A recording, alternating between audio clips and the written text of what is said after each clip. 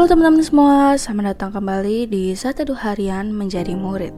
Nah, kalau kita kemarin baru aja selesaiin kejadian 36, hari ini kita akan masuk ke kejadian 37 dari ayat 1 sampai 11 nih teman-teman. Hari ini kita akan membahas tentang Yusuf dan saudara-saudaranya. Nah, seperti biasa aku akan bacain dulu bacaan firman Tuhan kita untuk hari ini ya teman-teman. Kejadian 37 ayat 1 sampai 11, Yusuf dan saudara-saudaranya. Adapun Yakub, ia diam di negeri penumpangan ayahnya, yakni di tanah Kanaan. Inilah riwayat keturunan Yakub. Yusuf tatkala berumur 17 tahun, jadi masih muda, bisa mengembalakan kambing domba bersama-sama dengan saudaranya, anak-anak Bilha dan Silpa, kedua istri ayahnya. Dan Yusuf menyampaikan kepada ayahnya kabar tentang kejahatan saudara-saudaranya. Israel lebih mengasihi Yusuf dari semua anaknya yang lain, sebab Yusuf itulah anaknya yang lahir pada masa tuanya, dan ia menyuruh membuat jubah yang maha indah bagi dia. Setelah dilihat oleh saudara-saudaranya bahwa ayahnya lebih mengasihi Yusuf dari semua saudaranya, maka bencilah mereka itu kepadanya dan tidak mau menyapanya dengan ramah. Pada suatu kali bermimpilah Yusuf, lalu mimpinya itu diceritakannya kepada saudara-saudaranya, sebab itulah mereka lebih benci lagi kepadanya. Karena katanya kepada mereka, "Coba dengarkan mimpi yang kumimpikan ini. Pak kita sedang di ladang mengikat berkas-berkas gandum, lalu bangkitlah berkasku dan tegak berdiri. Kemudian datanglah berkas-berkas kamu sekalian, mengelilingi dan sujud menyembah kepada berkasku itu." Lalu saudara-saudaranya berkata kepadanya, "Apakah engkau ingin menjadi raja atas kami? Apakah engkau ingin berkuasa atas kami?" Jadi makin bencilah mereka kepadanya karena mimpinya dan karena perkataannya itu. Lalu ia memimpikan pula mimpi yang lain yang diceritakannya kepada saudara-saudaranya. Katanya, "Aku bermimpi pula, tampak matahari, bulan, dan 11 bintang sujud menyembah kepadaku." Setelah hal ini diceritakannya kepada ayah dan saudara-saudaranya, maka ia ditegur oleh ayahnya. "Mimpi apa mimpimu itu? Masakan aku dan ibumu serta saudara-saudaramu sujud menyembah kepadamu sampai ke tanah?" Maka iri hatilah saudara-saudaranya kepadanya, tetapi ayahnya menyimpan hal itu dalam hatinya. Ya demikian teman-teman, bacaan firman Tuhan kita untuk hari ini. Ayo sekarang kita langsung masuk ke satunya ya. Nah oke guys, pada perikop ini di ayat yang pertama ada frasa adapun Yakub. Nah ini menunjukkan kalau kita kemarin bahas Esau, hari ini kita beralih ke Yakub. Di ayat 1 itu menerangkan di mana Yakub tinggal guys. Dia tinggal di tanah di mana ayahnya tinggal, yaitu di tanah Kanaan. Lalu di ayat kedua adalah tentang keturunan Yakub. Yusuf anak dari Rahel yang lahir di Padan Aram saat itu berusia 17 tahun. Jadi Yakub umurnya 108 tahun. Yusuf sedang mengembalakan kawanan ternak dengan saudara-saudaranya, anak-anak Bilha dan anak-anak Silpa, istri ayahnya. Di sini tidak disebutkan anak-anak Lea ya guys.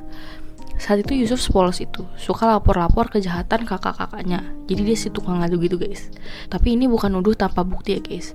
Jadi ini tuh perbuatan buruk yang diulang-ulang gitu sama abang-abangnya. Di ayat ketiga, Israel mengasihi atau mencintai Yusuf lebih dari semua anak-anaknya, oleh karena Yusuf itu adalah anak yang lahir pada usia tuanya. Nah guys, Yosefus yang sejarawan itu guys memberikan tafsiran yang cocok sama teks yang kita baca hari ini. Kenapa kok Yusuf lebih dikasihi oleh Israel? Nah, menurut tafsiran Yosefus, kemungkinan karena keindahan pribadinya dan pikirannya yang tulus.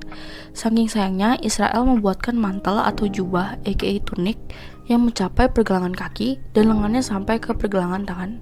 Jubah ini biasanya dipakai oleh anak laki-laki atau perempuan dari kalangan kelas atas, aka orang kaya atau orang berkuasa guys.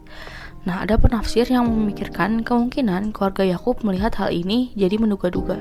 Tujuan Yakub memberikan jubah ini pada Yusuf adalah untuk menandai Yusuflah sang ahli waris yang kepadanya akan diberikan hak kesulungan. Namun sejarawan menafsirkan pemberian jubah itu simply tanda kasih sayang aja sih. Nah, di zaman itu kalau kamu sayang sesayang itu sama orang, kamu akan kasih pemberian yang terbaik. Nah, dalam kasus Yusuf adalah jubah bagus, yaitu mau nunjukin aja perasaan sayangnya. Lalu di ayat keempat, ketika saudaranya melihat bahwa ayah mereka mengasihi Yusuf lebih dari semua saudaranya, maka saudaranya itu membenci Yusuf, kayak Esau yang saat itu membenci Yakub. Di ayat kelima, saat itu Yusuf bermimpi. Dia menceritakan mimpinya itu kepada saudara-saudaranya, bukan dengan kesombongan, tapi emang sepolos itu aja si adik ini menceritakan mimpi ke abangnya. Di ayat keenam, Yusuf menceritakan mimpi itu. "Hai kakak-kakakku, denger ya, semalam aku mimpi." Di sini Yusuf belum menyadari bahwa mimpinya itu supranatural. Zaman itu guys, mimpi itu dianggap media komunikasi ilahi dan biasanya mimpi memang harus di-share ke anggota keluarga. Apalagi kan ini topiknya lumayan penting ya guys. Anak pengais bungsu disembah seluruh keluarga.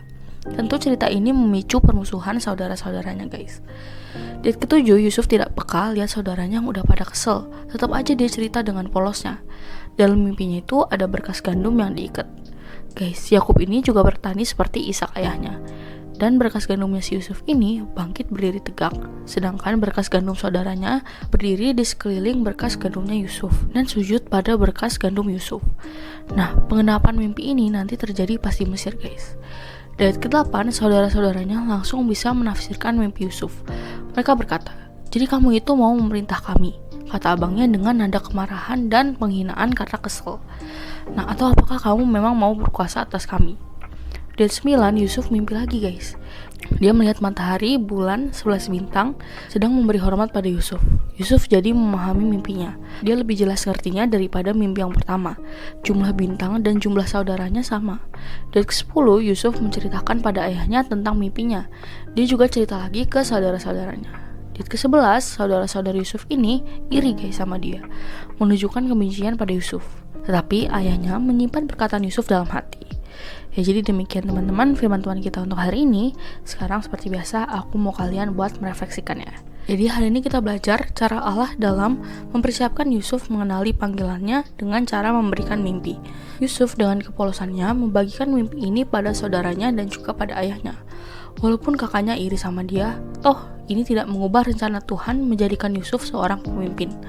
Rencana Tuhan itu tidak bergantung pada rancangan manusia, akan tetapi terjadi sesuai kehendaknya guys. Nah, lalu apa yang bisa kita terapkan hari ini nih guys? Nah, saat kita nggak ngerti peristiwa dalam kehidupan kita, mari kita belajar untuk merefleksikan itu. Salah satunya dengan mempertanyakan apa ya yang Tuhan sedang persiapkan untuk aku. Nah, kita bisa belajar untuk melihat seluruh peristiwa hidup kita dari kacamatanya Tuhan. Nah, lalu pertanyaan reflektif untuk hari ini ada 4 nih guys. Yang pertama, apa yang kamu pelajari tentang pribadi Yakub dalam perikop ini? Lalu yang kedua, apakah iri hatinya abang-abang Yusuf ini adalah dampak dari sifat pilih kasih dari Yakub? Lalu yang ketiga, apakah kamu pernah merasa aku bisa jadi kayak gini gara-gara orang tuaku pilih kasih? Lalu yang terakhir, apa yang kamu pelajari tentang Allah hari ini? Seperti biasa, teman-teman boleh jawab sendiri, atau kalau mau komen di bawah, jawaban kalian juga boleh banget guys. Ya, jadi segitu aja satu doa kita untuk hari ini. Sekarang aku mau pimpin kalian dalam doa penutup ya teman-teman. Teman-teman, mari kita berdoa. Tuhan Yesus, tolong aku untuk dapat melihat seluruh peristiwa dalam hidupku dari kacamata Tuhan. Terima kasih Tuhan Yesus, hanya di dalam nama-Mu kami berdoa. Amin. Tetap semangat guys, Tuhan Yesus beserta kita. Thank you for watching and see you in the next video. Bye-bye.